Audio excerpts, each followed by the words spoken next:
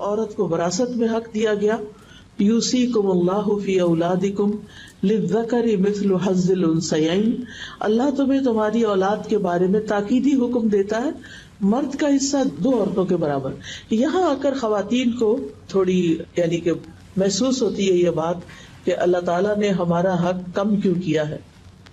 پہلی بات تو یہ دیکھیے کہ یہ حق اس معاشرے میں عورت کو دیا جا رہا ہے جس میں عورت کا وراثت میں کچھ بھی حصہ نہیں تھا، وہاں اس کو حصہ دلوایا جا رہا ہے. پھر مرد کو 1 اور عورت کو آدھا کیوں دیا گیا؟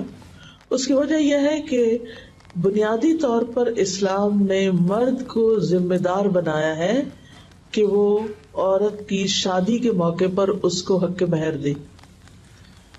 پھر یہ کہ شادی کے بعد اس کی تمام ضروریات، بنیادی بیسک نیڈز جو ہیں، جس میں اس کا کھانا پینا، اس کی ٹریولنگ، اس کا علاج معالجہ، یہ سب چیزیں مرد کی ذمہ داری ہیں اور اس کے لیے مرد کو کمانا ہے. اب آپ دیکھیے کہ جیسے اگر کسی کو وراثت میں حصہ ملتا ہے، ایک بھائی ہے اور ایک بہن ہے، بھائی کو ڈبل ملا، بہن کو 1 حصہ ملا. اب یہ کہ بھائی کی شادی ہونی ہے، بھائی کو اپنی بیوی کو بھی دینا ہے، گھر بھی تیار کرنا ہے اور پھر شادی کے بعد بیوی پہ خرچ بھی کرنا ہے. دوسری طرف عورت کو جو آدھا ملا ہے اس میں اس پر کوئی رسپانسبلٹی نہیں، نہ گھر بنانے کی، نہ شوہر کو دینے کی، نہ کسی اور کو دینے کی. وہ اپنی خوشی سے جو بھی کرنا چاہتی کرے. یہ مال اس کا اپنا مال ہے، اس کا ذاتی مال ہے. وہ چاہے صدقہ خیرات کرے، وہ چاہے اپنے پیرنٹس کو دے، وہ چاہے اپنے بچوں پہ خرچ کرے، وہ چاہے کسی بھی ویلفیئر کے کام میں لگا دے. مرد کو حق ہی نہیں کہ وہ اس سے سوال کرے کہ تمہارے وہ پیسے کہاں ہیں جو تمہارے باپ نے تمہیں دیے تھے. مرد کو اس سے کوئی سروکار نہیں. باپ نے دیے، بیٹی کو ملے، اب بیٹی کی مرضی، وہ چاہے تو شوہر کو بھی دے سکتی، یعنی اس میں بھی کوئی حرج نہیں.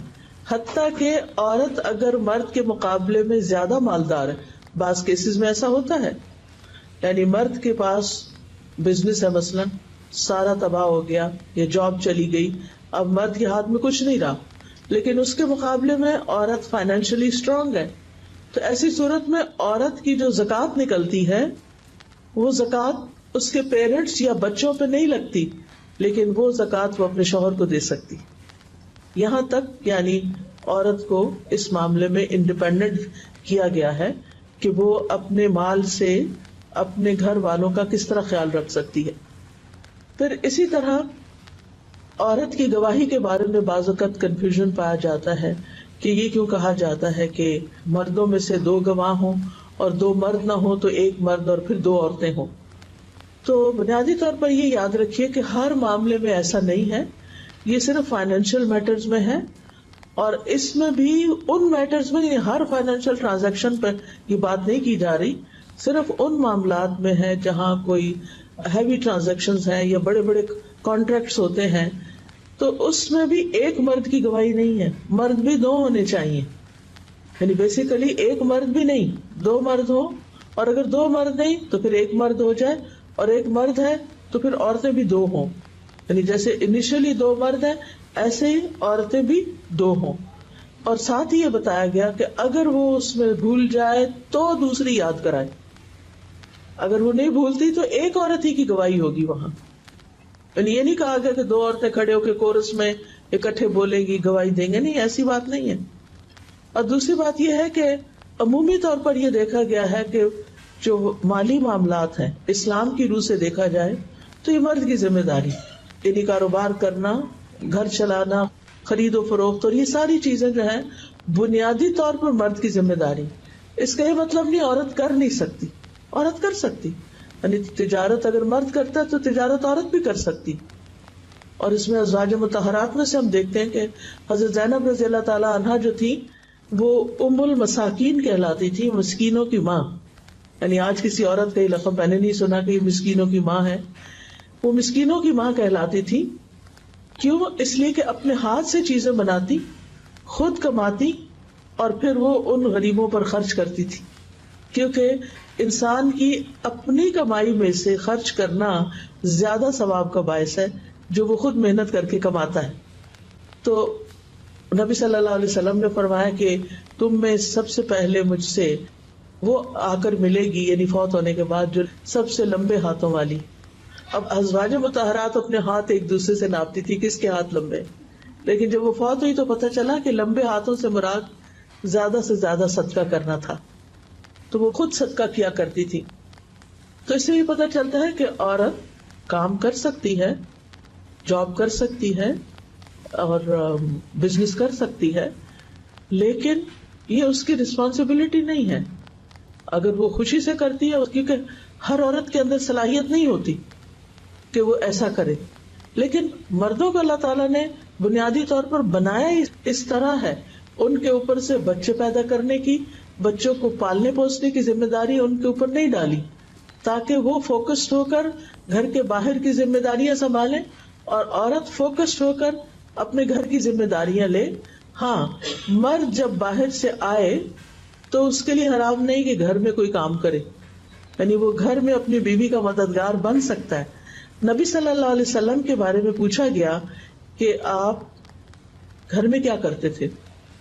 ایک تابعی ہے مسروق، حضرت عائشہ کے شاگرد ہیں. حضرت عائشہ ان کا بہت امپورٹنس دیتی تھی اور اللہ کی خاطر ان سے بہت محبت کرتی تھی. تو مسروق نے حضرت عائشہ سے پوچھا کہ نبی صلی اللہ علیہ وسلم گھر میں کیا کرتے تھے، تو انہوں نے فرمایا کہ آپ اپنے گھر والوں کی خدمت کیا کرتے تھے، اپنے گھر والوں کی مدد کیا کرتے تھے، آپ جھاڑو بھی لگا لیتے تھے، آپ کھانا پکانے میں بھی مدد دے دیتے تھے، آپ ڈول جس سے پانی نکالا جاتا ہے چمڑے کے ہوتے تھے اس وقت وہ بھی سی لیتے تھے، اپنے کپڑوں کے اندر بھی اگر کہیں سینے کی ضرورت پیش آتی تو وہ بھی سی لیتے تھے.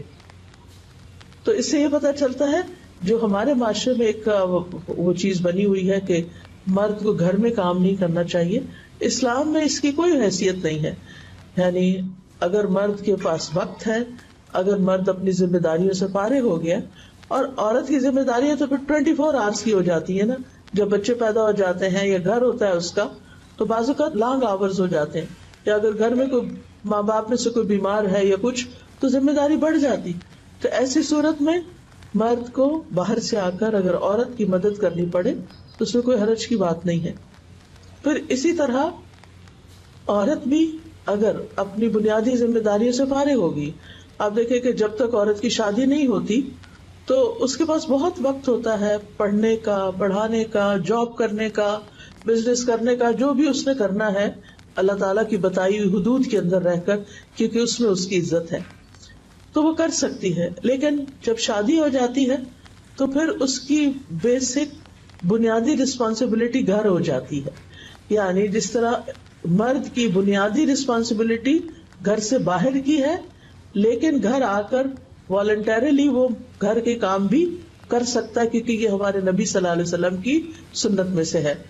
اسی طرح عورت کی بنیادی ذمہ داری جس کے بارے میں اس سے سوال ہوگا وہ گھر کی ذمہ داری ہے، لیکن اگر وہ اپنی ان ذمہ داریوں سے وقت نکال سکتی ہے، ان کو اچھی طرح مینج کر لیتی ہے اور باہر کی ذمہ داریاں ادا کرتی ہے اپنی صلاحیت کے مطابق، جو بھی اس کو اللہ تعالیٰ نے جس چیز کے لیے بھی صلاحیت دی ہے، مختلف قسم کے فیلڈز ہیں جس میں وہ کام کر سکتی ہے، تو اس میں کوئی حرج کی بات نہیں ہے. اب مرد سے جو سوال کیا جائے گا وہ اس کی بنیادی ذمہ داریوں کے بارے میں کیا جائے گا کہ اس نے بیوی کا نان نفقہ دیا یا نہیں، اس نے کمائی کی یا نہیں. وہ صرف اس لیے تو نہیں آرام سے بیٹھا ہوا کہ بیوی کماتی ہے، میرا کام چلتا ہے، مجھے کیا ضرورت ہے کام کرنے کی، اور سارا بوجھ وہ اس پہ ڈال دیتا ہے، تو یہ ظلم ہے، یہ زیادتی ہے. لیکن دوسری طرف عورت سے جو سوال کیا جائے گا اس کی بنیادی ذمہ داریوں کا، اس کے گھر کی، کہ اس نے اپنے گھر کو کیسے مینج کیا اور اس میں اپنے بچوں کی تربیت کیسے کی. کیونکہ نبی صلی اللہ علیہ وسلم نے فرمایا کلکم راعن وکلکم مسئول عن رعیتہ، تم میں سے ہر شخص نگران ہے اور ہر شخص سے اس کی رعایا کے بارے میں سوال کیا جائے گا. فالمرأة راعیۃ فی بیت زوجها ومسئولۃ عنها، عورت اپنے شوہر کے گھر میں نگران ہے اور اس سے اس کے بارے میں پوچھا جائے گا. یعنی عورت سے جو سوال ہوں گے قیامت کے دن اس سے اس کے گھر کے بارے میں پوچھا جائے گا. اور یہ بہت انصاف کی تقسیم ہے، ایک باہر کا کام کر رہا ہے، ایک اندر کا کر رہا ہے، ایک باہر سے آ کے اندر کی مدد کر رہا ہے اور ایک اندر سے باہر کی مدد کرے، اٹس فائن.